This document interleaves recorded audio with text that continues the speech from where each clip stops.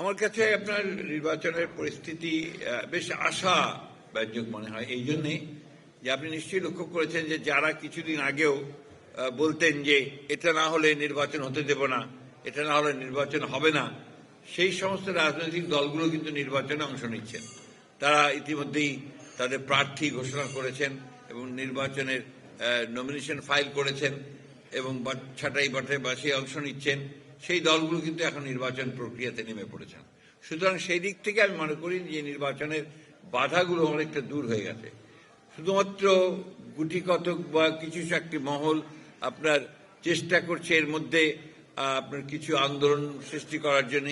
আমার মনে হয় না যে এটা আপনার শেষ পর্যন্ত টিকে থাকবে বা তারা তাদের যে লক্ষ্য সেই লক্ষ্যে পৌঁছানোর জন্য তারা ওই পথ ছেড়ে দিয়ে আপনার যেটাকে আমরা বলি যে আপনার কনস্টিটিউশনাল পথ বেছে নেবে এবং সেটাই হবে সঠিক সিদ্ধান্ত। আমি বলেছি যে আপনার এই ধরনের একটা আমরা দেখেছি যে সেটা হচ্ছে না, সবাই নির্বাচনের দিকে যাচ্ছে। একটা যা মহলে দেখতে পাচ্ছি সে আমার আশা যে সেটাও ঠিক হবে না, সেটাও ঠিক হয়ে যাবে। একটা জিনিস আমাদের সবাইকে মনে রাখতে হবে, এটা কিন্তু একটা অন্তর্বর্তীকালীন সরকার। এখন এটা আপনার কেয়ারটেকার গভর্নমেন্টে রূপ নিয়েছে। এটার পেছনে কোনো আপনার যে বলে যে জনগণের ম্যান্ডেট নাই, কিন্তু এর মধ্যে তারা যে কাজগুলো করেছে সেগুলোকে আপনাকে অবশ্যই তাদেরকে কৃতিত্ব দিতে হবে।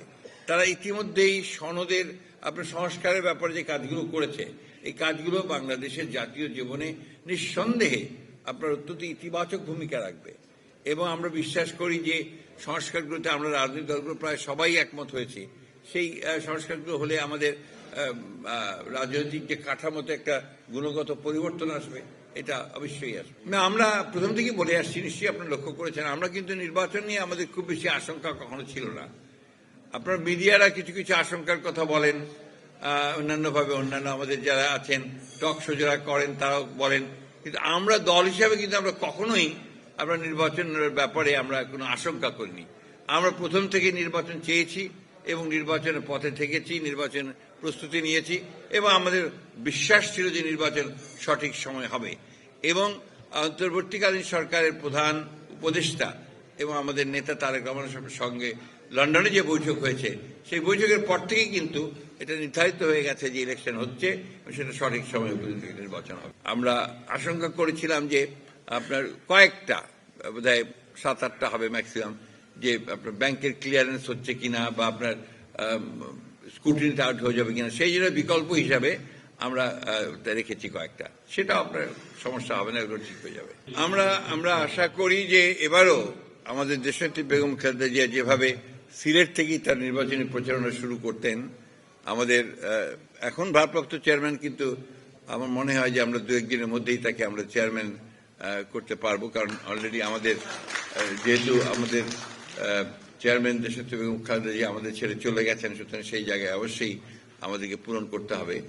তিনি আমাদের প্রত্যাশা, সকলের প্রত্যাশা যে উনি সিলেট থেকেই তার নির্বাচনী প্রচারণা শুরু করবেন। আমাদের প্রার্থীরা নিজেরা অত্যন্ত সচেতন, সজাগ এবং তারা নিজেদের নিরাপত্তা নিজেরাই যতটুকু পারেন তারা নেওয়ার চেষ্টা করছেন এবং আমি বিশ্বাস করি যে এই ধরনের ঘটনা আর ঘটবে না।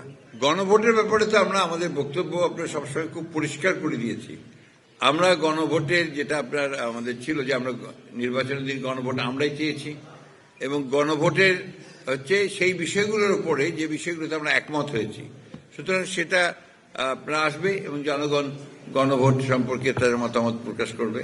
না, এগুলো নিশ্চয়ই আপনার হওয়া উচিত নয়। এই ধরনের ঘটনাকে আমরা আপনার অবশ্যই আপনার আমরা ক্ষুব্ধ, নিন্দা করি, কিন্তু একই সঙ্গে আপনার এত বড় একটা দেশ বা 18 কোটি একটা দেশ, তার নির্বাচন হচ্ছে, এতদিন পর একটা নির্বাচন হচ্ছে, 2-1টা ঘটনা এরকম ঘটতে পারে, কিন্তু এটাকে চেষ্টা করা উচিত যেন ঘটনা না ঘটে।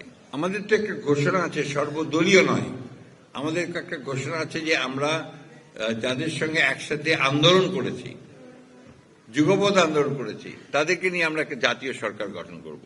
এটা আমাদের ঘোষণা আছে, ডিক্লেয়ার্ড, কিন্তু এটা সর্বদলীয় নয়।